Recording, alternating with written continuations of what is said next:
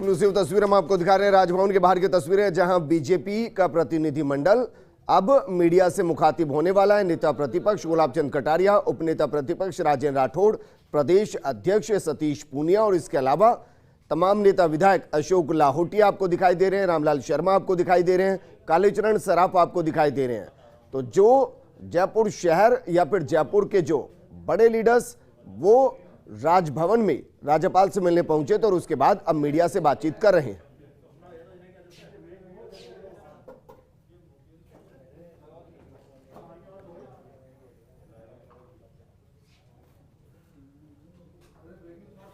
उसको केवल देश ने नहीं, पूरी दुनिया ने देखा कि किसी संवैधानिक संस्था का कोई प्रमुख व्यक्ति किसी नॉमिनेटेड हेड के खिलाफ ये चेतावनी और चुनौती देता है कि अन्यथा 8 करोड़ जनता राजभवन को घेर लेगी। ये सूबे के मुख्यमंत्री और गृह मंत्री के बयान थे और सीधे सीधे आईपीसी की धारा 124 के अंदर जो वर्णित किया गया उस अपराध के दोषी दिखते हैं। राष्ट्रपति और राज्यपाल महोदय को किसी भी तरीके से उनके संवैधानिक कर्तव्यों के निर्वहन में बाधा पहुंचाना या उनको अनुचित तरीके से दबाव देना। राजस्थान की विधानसभा में सदन बुलाने की एक निश्चित संवैधानिक प्रक्रिया है और उसको आहूत करने का महामहिम का अपना अधिकार है। यहाँ ये दृश्य पहली बार नहीं हुआ।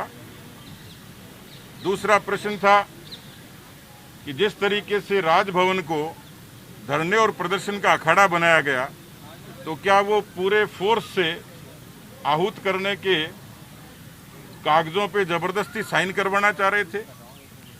और तीसरा दृश्य आज देखा राजस्थान की जनता ने कि किस तरीके से ये भी उसी श्रेणी में आता है, लेकिन इन तीनों में जिस तरीके से इन्हीं की सरकार ने जो केंद्र सरकार की एसओपी थी उसके साथ जो आपदा प्रबंधन का जो कानून बना, उस कानून की धज्जियां उड़ाते हुए किस तरीके से पूरे राजस्थान में धरने किए। ये गृह मंत्री भी हैं, मुख्यमंत्री भी हैं, इसलिए इनकी नैतिक जिम्मेवारी थी कि जिस तरीके से महामहिम ने यही पूछा कि फिर मेरी सुरक्षा कौन करेगा, जो सामान्य तौर पर कहा उन्होंने, अपने पत्र का भी जवाब दिया। हमें इस बात पर ऐतराज था और इसलिए हम आज महामहिम से मिले हैं कि राजस्थान में जिस तरीके से आज जो अराजकता का दृश्य दिखा, संविधान में, कानून में अनेकों प्रावधान हैं जिसके जरिए यथोचित समाधान होता है, लेकिन ये कोई अखाड़ा नहीं था, दंगल नहीं था। इस तरीके से राजस्थान की शांति को, सुकून को अराजकता में धकेलने के दोषी मुख्यमंत्री और उनकी सरकार है। और इसलिए हम लोगों ने, हमारे माननीय नेता प्रतिपक्ष, हमारे उपनेता प्रतिपक्ष, हमारे सारे सीनियर सांसद और विधायक, इन सब की अगुवाई में आज हमने महामहिम को एक ज्ञापन दिया है। ये निवेदन किया है कि इस प्रदेश की कोरोना के संक्रमण की स्थिति वो कैसे नियंत्रण में आए, इस पर विचार करने की आवश्यकता है। 35,000 से ज़्यादा केसेज हो गए, 600 से ऊपर मौत हो गई, तो कम से कम इस तरीके से राजस्थान को भगवान भरोसे नहीं छोड़ा जा सकता।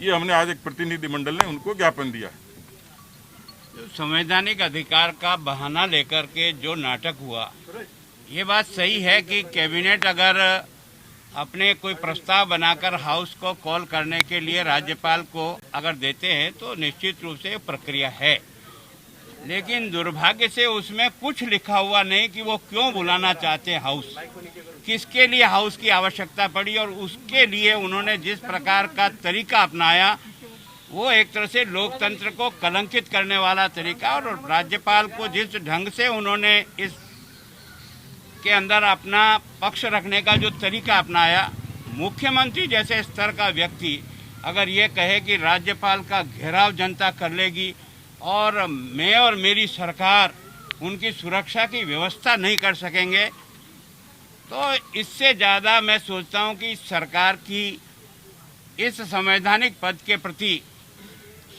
जिस प्रकार का रवैया रहा, इसलिए मैंने कल कहा था कि अब तो राजभवन को और सरकार को भरोसे छोड़ करके बना तो सीआरपी के जुम्मे जो है छोड़ना चाहिए ये तरीका। फिर अंदर भी जाकर के जिस प्रकार से तब तक धरना चलेगा जब तक आप ऑर्डर नहीं करोगे। मैं सोचता हूँ ये वो भी पढ़े लिखे हैं, इतने सालों से राजनीति करते हैं। राज्यपाल को आप अपनी कैबिनेट का निर्णय दे करके तो आ सकते हो, लेकिन उसका निर्णय उनकी छाती पर खड़े रह करके लेकर के निकलोगे, यह व्यवहार तुम कहाँ से सीख कर आए। और वे इस संवैधानिक पद को इस ढंग से तुमने कलंकित करने का जो प्रयास किया, और आज जो धरने लगे हैं वो धरने और किसी पार्टी के खिलाफ होते तो समझ में आ सकता है। उसका जो मुख्य मुद्दा बनाया वो है विधानसभा का सत्र बुलाया जाए। ये सत्र कौन बुलाएगा? बीजेपी नहीं बुलाएगी, ये सत्र तो राज्यपाल बुलाएगा। इसका मतलब राज्यपाल पर उस बात का भी दबाव बनाने के लिए पब्लिक यह जो तरीका अपनाया ये संविधान की घोर अवहेलना है, और जो संविधान की शपथ ली है उसके खिलाफ तुम्हारा एक्शन है। और इसके कारण से निश्चित रूप से हम लोगों ने इन दोनों बातों को मिलाकर महामहिम को यह कहा कि जिस प्रकार की राजस्थान में स्थिति बनी है और बन रही है, इसको निश्चित रूप से इस संवैधानिक पद पर आप विराजमान हैं, इन सब मूल्यों की रक्षा के लिए हम आपको जिम्मेदारी देते हैं। राष्ट्रपति शासन की मांग की है क्या आपने? ना भैया, हमने कोई ऐसी मांग नहीं, हमने यही विषय उठाए जो आप और मैं और सब पढ़े लिखे समझने वाले व्यक्ति आराम से पढ़ के समझ ले, और उनको पूछ लो कि तुमने जो नोटिस यहाँ दिया था राज्य भवन में उसकी भाषा क्या है, किस पर्पज से बुलाना चाहते हो। कम से कम ये तो स्पष्ट करके भेजते, तुम सदन बुलाना चाहते हो तो क्या विश्वास मत लेने के लिए, तो उसमें एक लाइन नहीं है। किस काम के लिए कोई बिल पास करना चाहते हो उस बिल का नाम नहीं, तुम किसी काम के लिए कहना चाहते हो उसकी एक लाइन नहीं। और इस प्रकार से फिर दबाव में लेकर के सोमवार को ही हाउस बुलाना पड़ेगा, और हम यहाँ से तब उठेंगे जब आप हमको स्वीकृति देंगे। ये जो एक पराकाष्ठा हो गई एक तरह से इस संवैधानिक व्यवस्था की अवहेलना करने का। सर, विधानसभा सत्र बुलाने का सही वक्त लग रहा है आपको ये इस वक्त? देखो, वक्त लगना ये निर्णय तो राज्यपाल के अधिकार क्षेत्र में है, लेकिन मांग करना कैबिनेट का अधिकार है। लेकिन उन सब तथ्यों के साथ मांग करनी पड़ती है, चाहे जैसा पत्र लिख करके आप उनको मजबूर नहीं कर सकते हो। आपने 2 लाइनें लिखी भगवान के लिए, स्वयं अपने मुंह से तो एक बार वापस बोल दो। मुख्यमंत्री जी को कहो कि तुम इस राज्य के मुखिया हो और ये कहा कि कानून व्यवस्था बिगड़ेगी उसकी जिम्मेदारी मेरी नहीं होगी, तो फिर किसकी होगी? कौन जवाब देगा इस बारे में? ये शब्द बोल करके उसने जो अवहेलना की ना, उसे तुरंत त्यागपत्र देना चाहिए। इस प्रकार की भाषा का प्रयोग किया। पुनिया जी, आप बता रहे हैं सोशल डिस्टेंसिंग का आज अवहेलना हुआ, और कल मुख्यमंत्री जी ने जो भाषा बोली वो कानूनन एक अपराध की श्रेणी में आती है, तो बीजेपी कोई एफआईआर दर्ज कराने जा रही है इस मामले में? हम राय करेंगे, विचार करेंगे। वो तो अभी आप हमारे साथ भी कर लोगे। आप सब खड़े हो, जो झूठ क्यों बोलते हो? कम से कम जो पालना करते हैं उसी के बोलो। राजस्थान को नहीं छोड़ सकते, उन्हें तमाम बिंदु आपने राजभवन में राज्यपाल समझ रखे हैं। रास्ता क्या है? कोई राष्ट्रपति की मांग आप कर नहीं रहे शासन की, तो वो तो बाड़ेबंदी में सरकार बैठी हुई है, कुछ बाहर बैठे हुए मानेसर में, आप विपक्ष में बैठे हुए हो, तो रास्ता क्या है? जनता क्या देखे? आपने रास्ता क्या सुझाया है? देखिए, जिस दिन विधानसभा स्थगित हुई थी 13 मार्च को, पूरे प्रदेश में कोरोना के 2 अंकों में भी पूरे संक्रमित लोग नहीं थे। ये कहकर जब बिजनेस सामने था कि चूंकि कोरोना वैश्विक महामारी के रूप में आ रहा है, विधानसभा स्थगित करते हैं, और आज जब राजस्थान में कोरोना 32,000 से ज़्यादा संक्रमित हो रहे हैं, 600 का आंकड़ा मृत्यु का पार कर रहा है, उस समय के अंदर और इस समय में दोनों में अगर हम देखें तो आज कोरोना का संक्रमण सर चढ़कर बोल रहा है। कौन सी ऐसी स्थिति परिस्थितियां आ गई कि यकायक अपने विधायकों के साथ और इस प्रकार का दृश्य पैदा करें। ये राजभवन संवैधानिक रूप से एक तरह से ये संविधान का मंदिर है। संविधान के मंदिर को अपवित्र करने का दोष अगर किसी को है, और इस प्रकार का अराजकता का वातावरण राज्य भवन में बनाने का है, तो इस सरकार को है। अंतर्विरोध से घिरी हुई ये सरकार जब इसकी लड़ाई सड़क पर आ गई है, उस समय अब इनके अंतर्द्वंद से लोगों का ध्यान हट जाए, इसलिए इन्होंने कभी केंद्र बिंदु उस पूरी लड़ाई को लेकर ये उच्च न्यायालय में गए, उच्चतम न्यायालय में गए, अब राजभवन तक आ गए। मैं समझता हूँ एक तरह से संवैधानिक संकट पैदा करने की ओर यह सत्तारूढ़ दल बढ़ रहा है। राजेंद्र, आपको लगता है कि सरकार के पास नंबर्स नहीं है? अगर सरकार के पास नंबर है तो बाड़ेबंदी की किसने कहा, बाड़ा खोल के देखें, पंछी उड़ उड़ कर किस डाल पर बैठेंगे ये समय बता देगा। सर आपके नंबर नहीं है तो अविश्वास प्रस्ताव आपने अविश्वास प्रस्ताव की लिखित में डिमांड क्यों नहीं कर रहे? आप अविश्वास प्रस्ताव की लिखित में डिमांड हमें आवश्यकता ही नहीं है विश्वास के प्रस्ताव। आज हम खड़े क्यों हैं? आप लोग इसलिए खड़े हो कि कारण कांग्रेस खुद है, आप डिमांड क्यों विग्रह तो नहीं हुआ। हमें आवश्यकता नहीं है, ये तो अंदर की लड़ाई अपने आप सामने आ रही है, सड़क पर आ रही है। एक सवाल का और है। इंजेक्शन सचिन पायलट जी लगा के क्वारंटाइन में विधायक हैं, आपको आरोप आप पे लगता है कि आप डॉक्टर हैं खरीदने वाले? नहीं ऐसी कोई बात नहीं, आरोप नहीं। ये अंदर की तस्वीरें हम आपको दिखा रहे हैं, राजभवन के अंदर की तस्वीरें, जब राज्यपाल से बाकायदा प्रतिनिधिमंडल मिला और उनको ज्ञापन सौंपा गया। राज्यपाल ने ज्ञापन को स्वीकार किया और उसके बाद की तस्वीरें भी हमने आपको दिखाई जब मीडिया से मुखातिब हुए। तस्वीर अंदर के जिसमें सतीश पूनिया जो कि प्रदेश अध्यक्ष हैं वो उनको ज्ञापन देते हुए, साथ में रामचरण बोहरा, गुलाबचंद कटारिया, नेता उपनेता प्रतिपक्ष राजेंद्र राठौड़, अशोक लाहौटी, ये तमाम नेता वहां पर मौजूद हैं। और उसके बाद मीडिया से मुखातिब हुए और सीधे सीधे गहलोत सरकार पर हमला बोला गया। गहलोत सरकार पर हमला बोलते हुए यह भी कहा गया कि राजभवन को दबाव में लाने की कोशिश की गई, राज्यपाल को दबाव में लाने की कोशिश की गई। संवैधानिक प्रमुख हैं वो राजस्थान के, उनके खिलाफ नारे लगाए गए, राजभवन के अंदर नारे लगाए गए। और आज जो प्रदर्शन किया गया, क्या वो राज्यपाल के फैसले के खिलाफ था, क्या उन पर दबाव बनाने की राजनीति थी?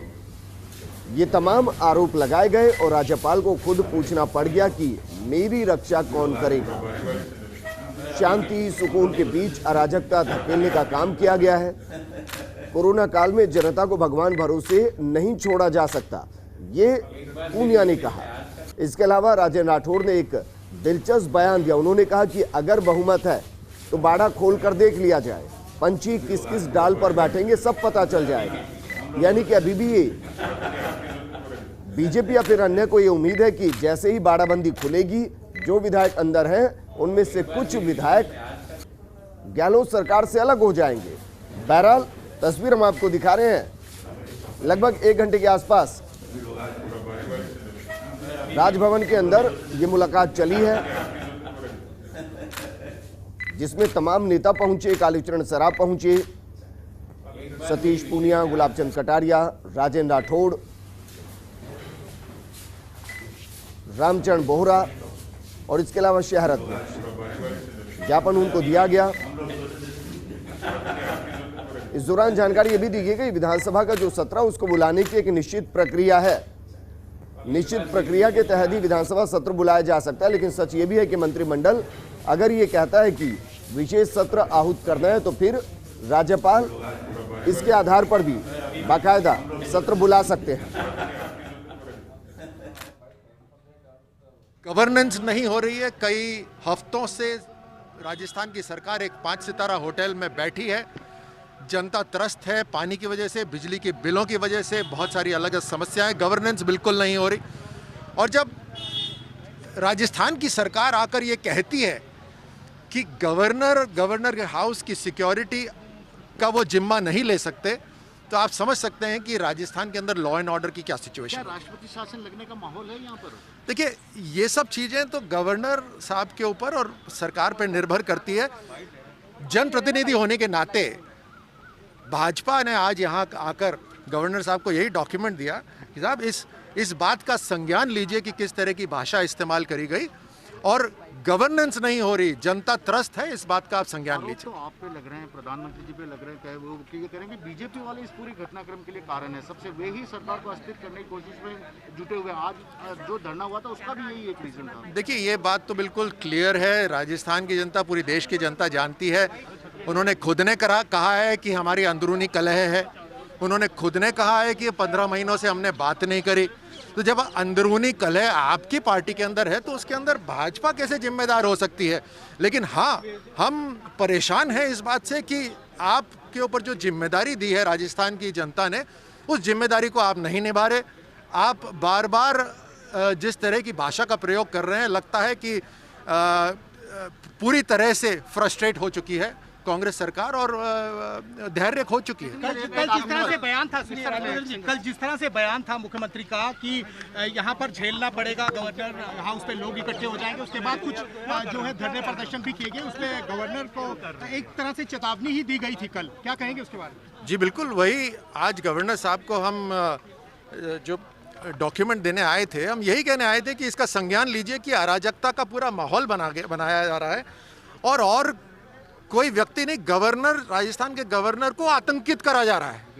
ये कैसे संभव है इस प्रदेश के अंदर? और पूरी की पूरी अर्थव्यवस्था खराब हो रही है, कानून व्यवस्था खराब हो रही है, जनता त्रस्त है और आप 5 सितारा होटल में बैठे हुए हैं। राज्यवर्धन राठौड़ जयपुर ग्रामीण से सांसद हैं, वो सीधे तौर पर यह आरोप लगाते नजर आए कि सरकार ध्यान नहीं दे रही है, कोरोना काल में होटल के अंदर बंद है, प्रदेश में अराजकता फैलाने की कोशिश की जा रही है, राज्यपाल को डराने की कोशिश की जा रही है।